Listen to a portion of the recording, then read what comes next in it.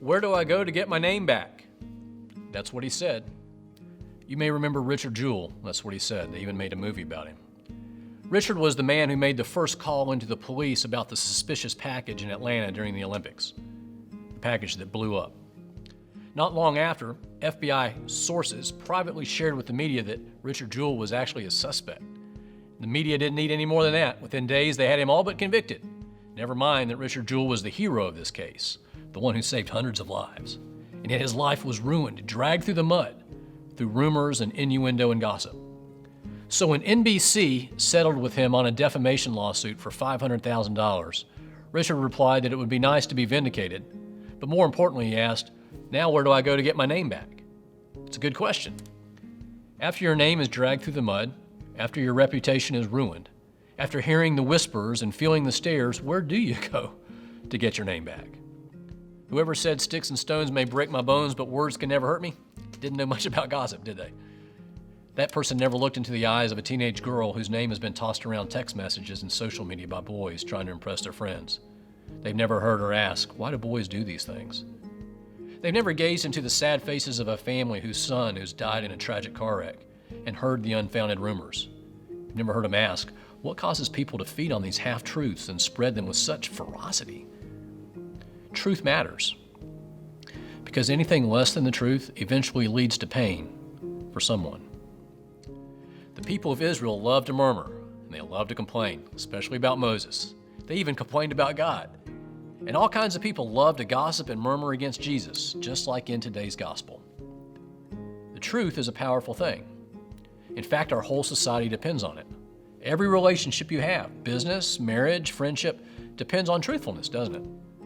When we don't tell the truth about other people, when we gossip, stick our noses into areas where they don't belong because of a desire to be in the know, when we slander, intentionally set out to hurt somebody with our words, bad things happen. Marriages crumble, deals fall apart, relationships sour, friendships end, and sometimes lives are destroyed. The tongue is a dangerous weapon. It's a powerful tool, and there are no tongue control laws. The tongue is remarkable. It can destroy thousands of lives without shedding an ounce of blood. Most of us don't think of ourselves as murderers, do we? But we murder people's reputations when we gossip, or when we stand by and let somebody else assassinate a person's character. Gossip can never be undone. Some people will never look the same way at that person again. It's evil. Gossip is the invisible sin, and tragically now gossip is just another name for conversation. Social media has made murmuring normal.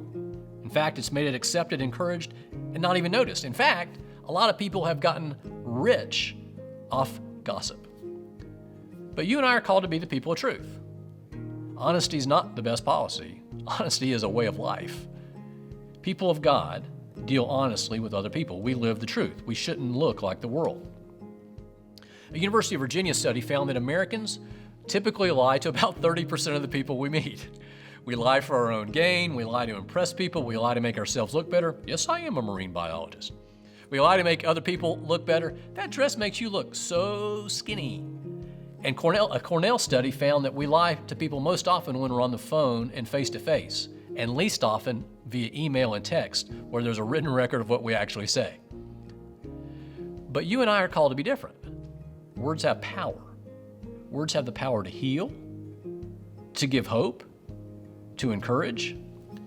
So here's 3 simple questions to ask yourself before you speak. Number 1, is this true? Take this seriously. Before you say something, ask yourself, is it true? If you don't know that what you say is true, stop. How much grief could have been saved in Richard Jewell's life if someone had merely asked themselves the question, do I know that this is true? Second, is this necessary? Sometimes there's no denying the facts, but it's just not helpful to broadcast them or to have other people take pleasure in the shame of somebody else. There are times to remain silent.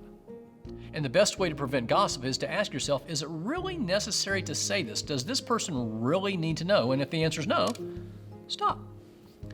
Third, is this charitable? Slander means to intentionally use words to hurt someone. And slander is easily prevented by this question. Will these words bring hope or healing? Teenage friend of mine recently began working as an intern in a large office, and there's lots of employees. And I asked him how things were coming. He said, it's fun, but he noticed as he walks down the halls how often folks would be in little groups whispering, and when he walks by, they stop quickly when they see him. It's clear that what was being said wasn't charitable. You could tell by the looks on the faces and by the body language. If it's not charitable, if the words can't bring hope or healing, stop. You and I are called to stand for the truth. We're called to stand out for the truth, to speak the truth, to use words to help, not to hurt. We are called to be a people of truth.